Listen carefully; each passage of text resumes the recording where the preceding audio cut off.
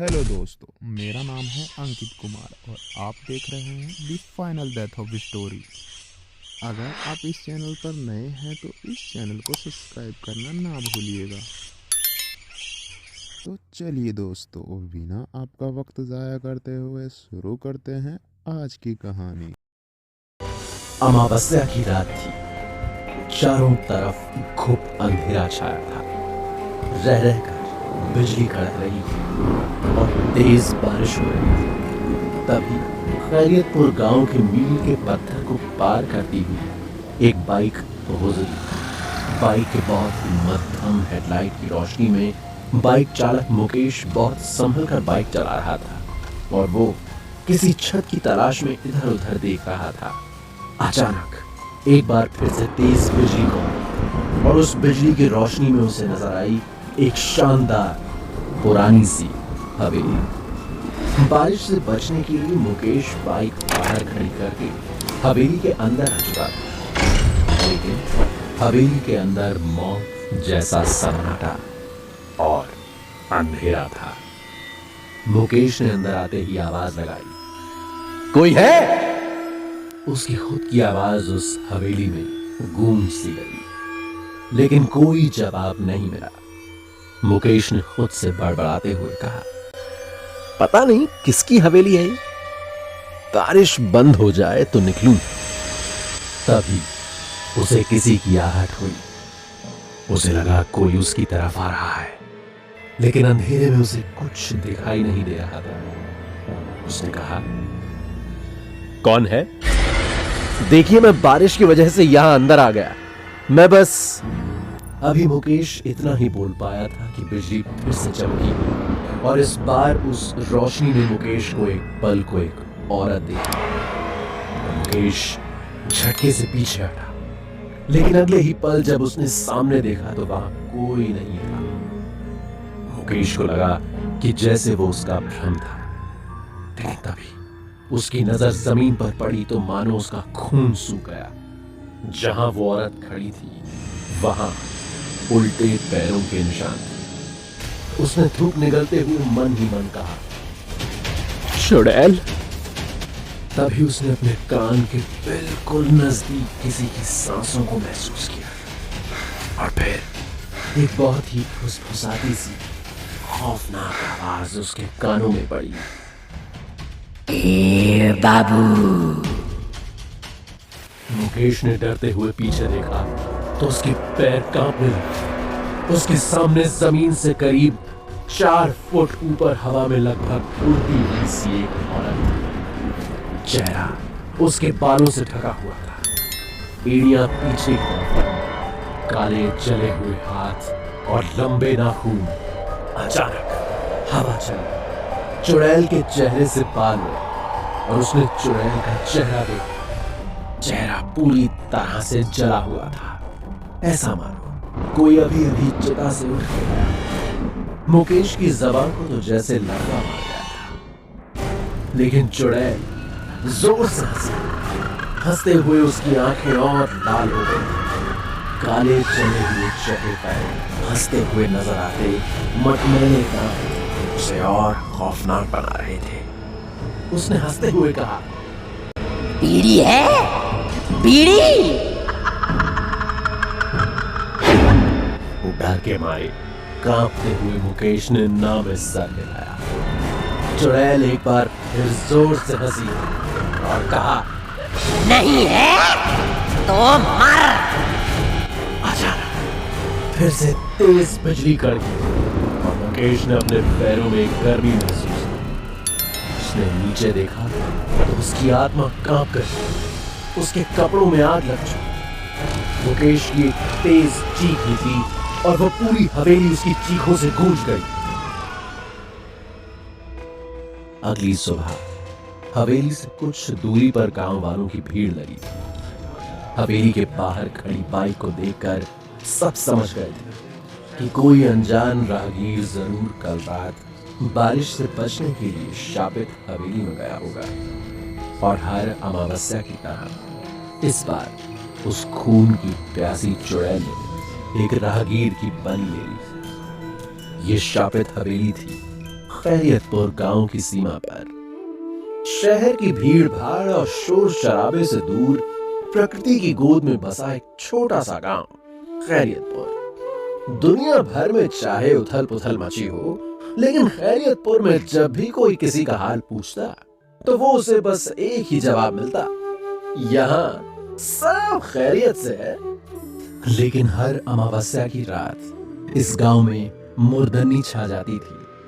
रागीर की घटना को कई महीने गुजर चुके थे और आज भी अमावस्या थी। शाम के 5 बज रहे थे। गांव के लोग नियम के अनुसार अपना अपना काम खत्म करके 7 बजे से पहले अपने घर लौटने के प्रयास में थे। लेकिन सोनम के घर के बाहर शाम को 5 बजे एक मुर्गा बांग दे रहा था।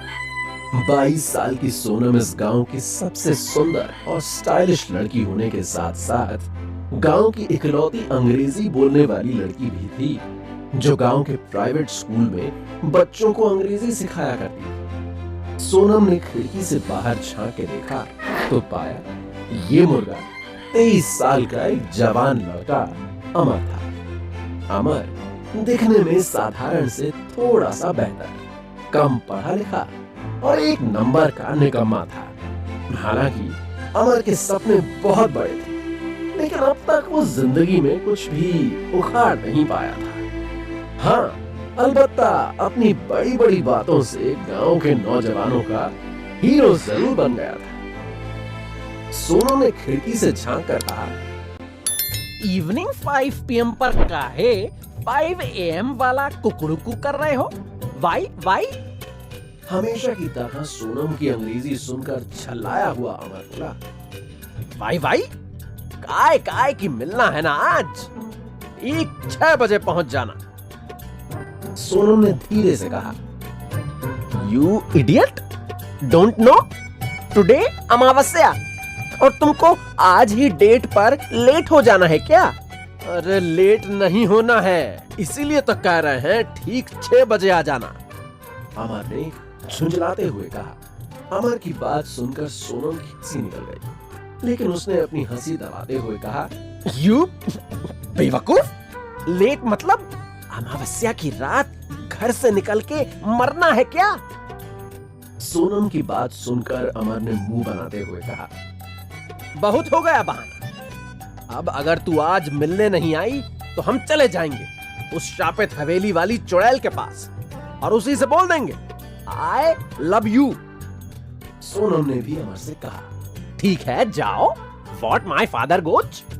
तभी पीछे से सोनम की माँ की कड़कती हुई आवाज दोनों के कानों में पड़ी, ये कौन सा मुर्गा शाम को बांग दे रहा है अभागा?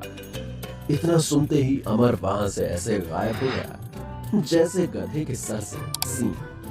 शाम के 6:30 बज चुके थे। गांव का सरपंच खुद अपनी उम्र के 4-5 बुजुर्गों के साथ गांव की चौपाल पर बैठा हुक्का गुड़गुड़ाते हुए गांव के लोगों की गिनती कर रहा था कि सब लोग सही समय पर गांव वापस आ गए या नहीं।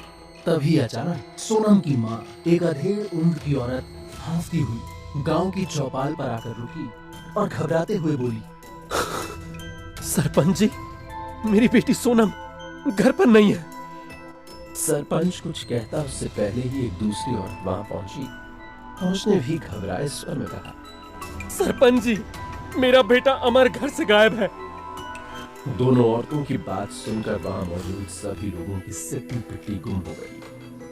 आज अमावस्या की रात थी और गांव का एक जवान लड़का और एक जवान लड़की, सोनम और अमर, गांव से गायब थे। लेकिन जैसे ही उन दोनों औरतों ने एक दूसरे को देखा तो ऐसे मुंह बनाने लगी जैसे एक दूसरे की जानी दुश्मन हो। अमर की माँ यानी लड़के की माँ ने ताना मारते हुए कहा, इसकी लड़की तो है ही घमंडी, सारा दिन अंग्रेजी में ना जाने क्या खिटर पिटर करती हुई सब पे रौब झाड़ती फिरती है। भाग गई होगी किसी के साथ। अंग्रेजी बोलने वाली लड़कियां तो होती ही बदमाश हैं। अमर की माँ की बात सुनकर सोनम की माँ ने तुरंते हुए कहा, मेरी बेटी अंग्रेजी बोलती है तो बदमाश हो गई। तेरा लड़का देखा है, गंवार कहीं का। अरे बिल्ली का गू है, ना लीपने का ना पोतने का।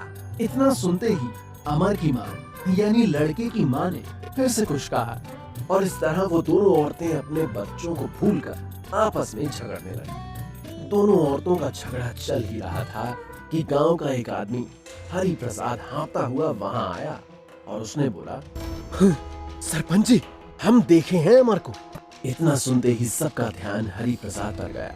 अमर की माँ ने पूछा, कहाँ देखे हो? हरि प्रसाद ने बोलना शुरू किया, अरे क्या बताएं, पता नहीं का भूत सवार था उसके ऊपर। अपना चेहरा गमछा से छुपाए शापित हवेली की तरफ भागा जा रहा था। हरि प्रसाद की बात सुनकर सरपंच ने बीच में ही टोकते हुए कहा, अरे साला ससुर का नाती, जब तुमने अमर का मुंह ही नहीं देखा तो तुम्हें कैसे पता कि वो अमर ही था? का सरपंच जी, हम अमर को नहीं पहचानेंगे? ऐसा चोर चकार जैसा चाल चलन पूरे गांव में बस उसी का है। लेकिन समझ में नहीं आया कि वो पुरानी हवेली की तरफ काहे भागा जा रहा था। हरि प्रसाद की बात सुनकर सारे लोग सन्न रह गए थे, लेकिन किसी के पास इस बात का जवाब नहीं था कि अमर आखिर हवेली की तरफ क्यों गया होगा। आखिर कहाँ थे अमर और सोना? तो कैसी लगी दोस्तों आप सभी को ये कहानी? आशा करता हूँ कि आप सभी को बहुत अच्छी लगी होगी। अगर आपको भी ऐसी डरावनी कहानियाँ सुनना पसंद है तो हमें कमेंट में ज़रूर बताइए। और हाँ, लाइक, शेयर और सब्सक्राइब करना ना भूलिएगा।